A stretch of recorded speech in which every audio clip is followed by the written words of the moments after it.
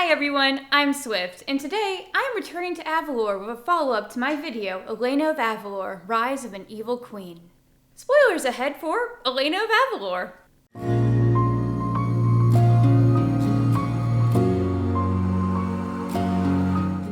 For those who didn't know, a few months ago I made an hour-long video essay on my reasoning as to why Elena of Avalor, the princess from the Disney Junior show of the same name, is descending into evil.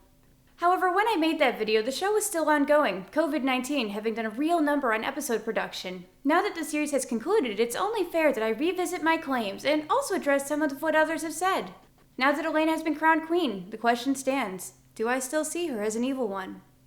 The answer is no. Believe me, I'm more surprised than anyone. I had a 24-page pre-written script I had to throw out because Coronation Day addressed so many of the problems I had with Elena as a character. Now, before you get overly excited, I still believe Elena has a lot to learn, but also that she has the makings to be a great queen. What happened here is actually kind of amazing. Watching the show, I was flabbergasted as to how the creators were having Elena do some truly terrible things, but seemingly not be aware of it. It didn't make sense to me, especially given that it was coming from Disney. It didn't help that the majority of the fandom would deny anything bad Elena ever did and defended almost every decision Elena ever made, even the absolute worst ones. What we didn't realize was that we were seeing two sides of the same coin. I only saw the negative. Elena was resentful and didn't care about the feelings of others, whereas others only saw the positive. Elena was selfless and good. What neither side realized was that we were both right. The bad behaviors were placed intentionally, and the good ones were there too. We just didn't realize that Elena was a complex enough show or character to have those two ideas coexist. Oops. Sorry, creators. Elena was at a turning point as a character, and that was always the point. Had she not forgiven Esteban and somehow survived the whole shade thing, she very much could have become the evil queen I described.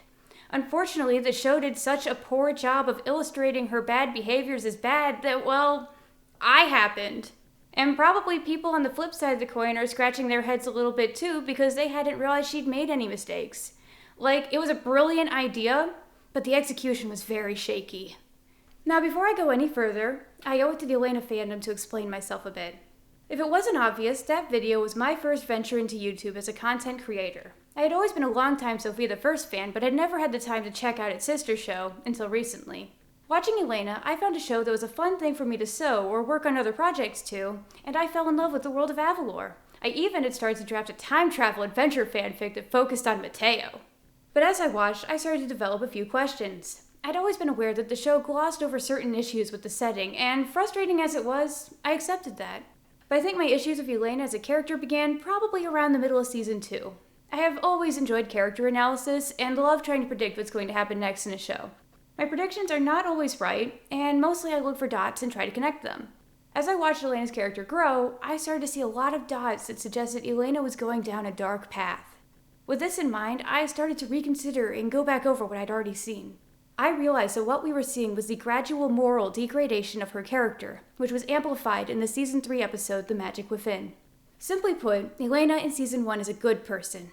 Elena in Season 3 is a bad person. And from what I was seeing, she showed no signs of becoming a better person by the end of the series. If anything, she was only going to get worse. She was becoming an evil queen. I started Googling, checking Reddit, and even glanced at Tumblr for the first time in years to see if anyone else was talking about this. I found a few posts that were concerned about how Elena had changed as a character, so I knew people had to be interested in thinking about it. I saw a void that needed to be filled. So I grabbed my sister Fox, who, unlike me, actually knows how to do video things, and we spent the next 3 weeks collecting screenshots, creating graphics, and converting my 24-page essay of a script into a manifesto on why Elena of Avalor was destined for evil. Thanks, COVID! In all honesty, we didn't expect the video to go anywhere. I expected it to get maybe 16 views, most of which being from my close friends and family. I certainly never expected the 3,500 it's at now. I've been super out of the loop with fandom culture, and even when I was active in it, I was always on the edge. I knew that Elena had to have a fan base, but it didn't even occur to me to look into it. In my experience, smaller fandoms faced with videos like this either rolled their eyes and ignored them, or even laughed and agreed because it was just a commonly accepted thing that main character Chan was kind of a jerk. I never expected to see posts reacting to my video more than a month after it was posted. Which brings me to where I am now. I truly didn't expect Coronation Day to be that much of a game changer. All of the episodes leading up to it only added to my list of things wrong with Elena, and I didn't see any reason why Coronation Day would go any differently than her other specials, generally speaking, did. Like, I expected Esteban's redemption, I just never expected Elena's. I truly thought the show believed her to be fully in the right. Most shows, for both kids and adults, when the protagonist does something we should disapprove of, make it very apparent. Another character will comment on what they've done. The lighting and music will change. Their pose and facial expressions will be decidedly villainous. With Elena, they never did that. As I touched on in my original video, characters who might have been critical of Elena's treatment of Esteban suddenly stopped having speaking roles. Any supposed conversations they had on the matter were done completely off screen or were abruptly cut short. It's like the writers knew they needed to keep Elena mad at Esteban for a good 19 episodes, but were afraid of conflict and of making Elena look unreasonable. So instead they used avoidance, which had the not-so-great result of making it look like the world circled around making Elena look like she was in the right. They could have done a lot more to emphasize the dark struggle Elena was going through. As it stands, Dreamcatcher implied that cutting Esteban out of her life completely was the best choice for her. After all, that decision allowed her to calm down enough to put the garden back together again, which is a bit contradictory with the show's true message of forgiveness being the ultimate goal. And as a show for little kids, that's really not great. They have spent an entire season intentionally having Elena make bad decisions without making it clear that they were bad. They have wildly contradicting moral messages, which in a show that's in part intended to teach kids life lessons and values, shouldn't happen to such a sharp degree. Elena is supposed to be a role model for little kids, and they spent a whole season making her not behave as one. Despite the shaky lead-up, Coronation Day did a great job of tackling Elena's greatest flaws. The obvious being her inability to let go of the past, but also a failure to recognize the feelings of others. Esteban is the walking, talking representation of her inability to move on. However, I think the stone statues are the best illustration of her struggle with empathy. In The Lightning Warrior, we find out that Victor, still a statue, has been moved down into the dungeon in plain view of his daughter Carla. What is basically his body is just out of reach of her, always in view, and because Elena clearly had no intention of ever destoning him, he may as well have been a corpse to Carla. That is literal torture. But I'm positive that it didn't even occur to Elena at this point how messed up it was. Elena, I think, just does what's most convenient for her, and if it has a positive end result, then she believes that she did the right thing. Prior to Coronation Day, it never fully dawned on Elena that Fierro and Victor were once people. She leans on Fierro like a prop while bragging about defeating him, and keeps the both of them in her garden like a weird decorative display of power. Like, it's no wonder I thought she was going to eventually have a garden full of statues. Melodramatic of me, sure, but it's really not that hard an assumption to make. But then the creators made the fantastic move of having Kahu have the ability to turn people to stone. Elena walking through the palace courtyard and seeing all of her friends and the castle staff turned into a statue garden was chilling. The moment that she touched Esteban's stone face was the moment that she realized just how horrible this is. She will never keep another stone prisoner again. That she had to have it happen to literally everyone she knows for her to learn that lesson kind of sucks, but if it means less incarceration via petrification, then I'm all for it. Another cool thing Coronation Day addressed was the recognition of her friends. In my original video, I mentioned that Elena locks them into their roles and doesn't expect more of them, and she also doesn't always respect their ability to perform these roles, something highlighted especially in Captain Mateo when she demotes Gabe from guard captain. She sort of parallels this same idea in Elena's day off of her need to do everything herself and inability to trust that Dona Paloma and Julio can handle the coronation planning. Prior to Coronation Day, Elena was bogged down by the fear of failing Avalor, failing the mysterious test in the Dark Prophecy, and with her anger at Esteban. These fears prevented her from fully seeing her friends' true potential. By granting them higher positions of power, Elena showed that she recognizes and respects her friends' abilities and accomplishments, which is something I don't think she could have done before completing her test. I find it especially cool how this was shown through Issa's leadership skills during Coronation Day. Issa is not held back by the fear of failing the great test, or by any resentment of Esteban, and so she was able to direct the friends with a clear head. She trusted them to be able to find the solutions they needed in order to save Avalor. Now that Elena has completed her test and forgiven Esteban, she should be able to lead with the same degree of trust and coolness. And obviously, I loved everything Esteban. That goes without saying. Like, I liked it in such a way that it's hard for me to actually say anything specific. The throne scene, awesome. The parallel between Esteban on the balcony seeing Elena getting attacked versus Elena on the balcony seeing her parents getting attacked, amazing. Finally, getting the concrete reasoning for his betrayal, heck yeah! Okay, fine, I might have to admit it. I am an Estes stan. I think I'm okay with this. And then white dress Elena. I'm kicking myself because in the original video, I questioned their use of teal as the calm serenity ultimate power color because of its similarity to Shrieky's green, and directly wondered why they didn't use white. It's because that was the point. Teal and pink were not the ultimate power colors. White was. Had I been able to step back and see both sides of the Elena coin, I might have been able to see that. Like, I had guessed that she would get a new dress color in this episode, but I assumed it would be something much more predictable like hope, or all emotions at once, or something even more basic like Ultimate Takahina Crystal Power Force Ultra. So it being forgiveness was an incredible surprise and really cool. That said, I'm not certain that forgiveness counts as an emotion, and probably it's more like inner peace or something that she was feeling. It's a very specific type of feeling. It's what comes after hope, a lightness. A clarity of mind as the pieces fit together and you realize that everything is going to be okay. It's one you feel every time you think about the forgiving moment. Now, if it wasn't obvious, Coronation Day did a lot to repair my image of Elena, and I think she's finally on the right path, but she does still have a lot to overcome and learn. While forgiving Esteban resolved issues surrounding him, and she probably won't be contacting Medusa Inc. landscapers anytime soon, she still has some other serious issues, most of which tie into her empathy problem. Most of these issues puzzle me because they're extremely obvious and could have been easily resolved at the writing table long before they made it to the viewers. Like her failure to apologize whenever she yeets her friends of her magic. All she has to do is say, "I'm sorry, Mateo," as he goes flying, which probably would take about 5 seconds of screen time. Or the fact that when she does yeet her friends, her dress doesn't turn blue or purple, indicating that she doesn't feel any great fear that she might have accidentally hurt them. They could have based a whole episode around this very concept. Take a page out of Frozen's book and have Elena be truly afraid of what her new magic can do, and be afraid both that she might hurt her friends, but also that they might be scared of her and not want to be her friends anymore. The closest we get to this is Sugar Rush, but because it wasn't her close friends and it was all really pretty goofy, it doesn't quite meet the marks. And then the one time she apologizes for yeeting her friends, it's not an apology. When she loses control of her magic in Elena's day off, Ixalan is clearly upset about the whole thing, and Elena responds by laughing at the situation and joke apologizes. Now, she's obviously laughing at how ridiculous the situation is, and not specifically at Ixalan's discomfort, but the moment Ixalan was unhappy, Elena should have stopped laughing. Her friend didn't find the situation funny and was upset by it. Having been the Ixalan in this situation a few times, it doesn't do good things for your relationship in the long term and creates serious distrust. It tells Ixalan that Elena doesn't respect her feelings. Additionally, Elena is the one in control. She is the one directly causing the discomfort. She is the one who chooses to end it. And her friends are powerless to get out of it. They could have avoided this again by either having Ixalan and the others start laughing because it's a silly situation, or by having Elena actually apologize and just put her friends down.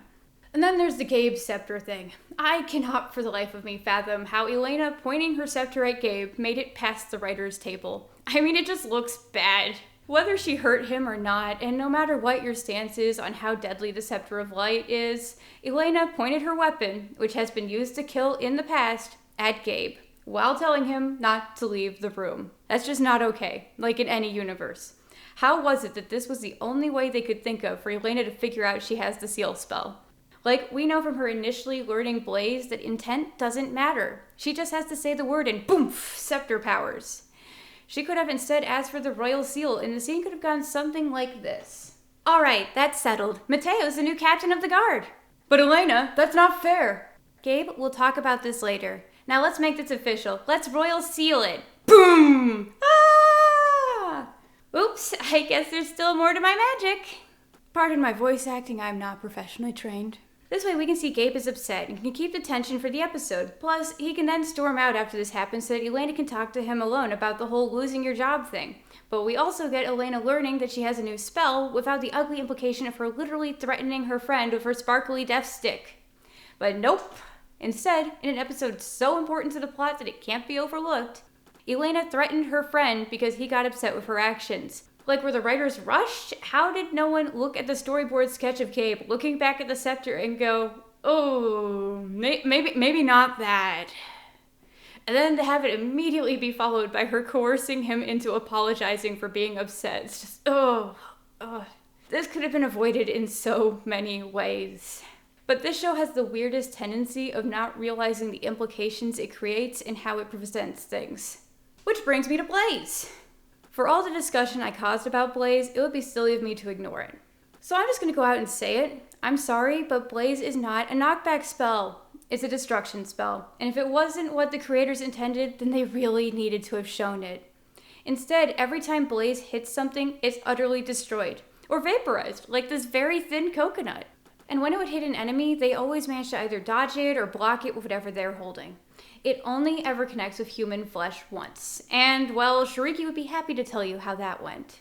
And while it did hit Kahu, she's like an immortal, godlike being, so she could take it. If you want me, as a viewer, to believe that it's not intended to kill, then stop having the bad guys always manage to be shielded when it would hit them. Stop having Elena just barely miss them. Let someone be hit by it. If Blaze is not intended to be a deadly spell, then why would the show always go out of its way to prevent anyone from actually being hit by it?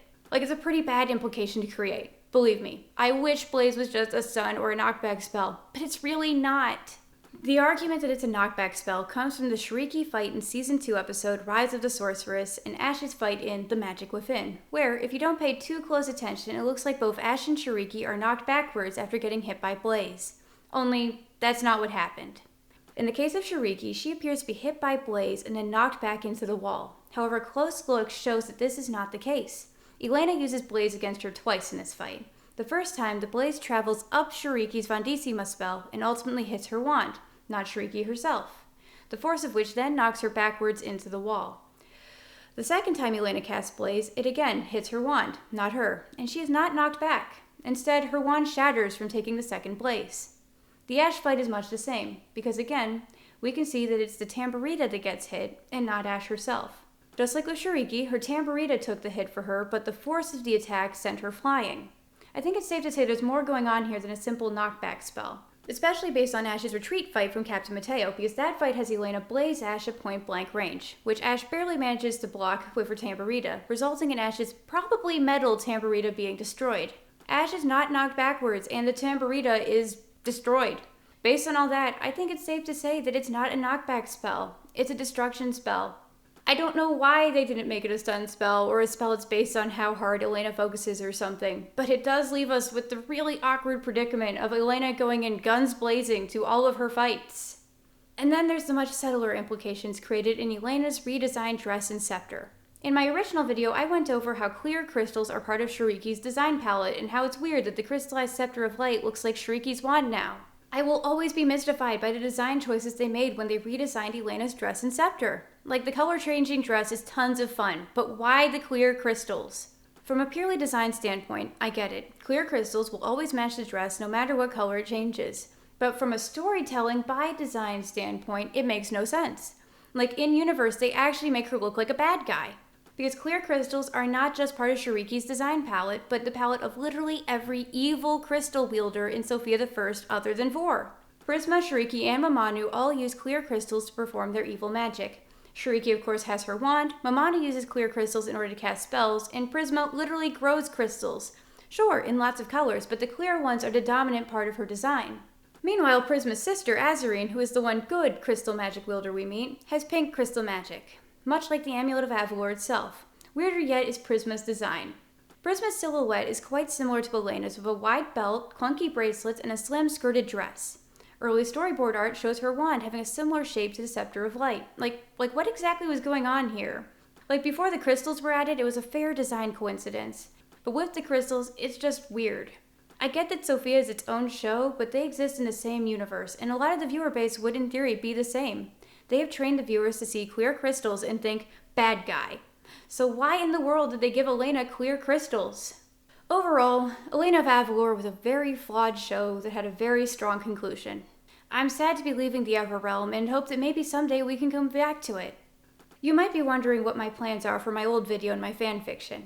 In the case of the video, I will be keeping it up. The points I raised are valid ones, and it is really weird for a show like Elena to have a supposed role model behave like Elena. As for my fanfic, there's been some interest in my continuing it, so I likely will. The ending will be a little different from what I described in my end sequence, but I plan on finishing it in my free time. I also plan on making plenty more princess-related videos, with my next planned video being on all of the Disney princesses, including Sophia and Elena. So if you've stuck with me this far, don't forget to like, comment, subscribe for all kinds of future analyses and whatever else I come up with. Thanks for watching.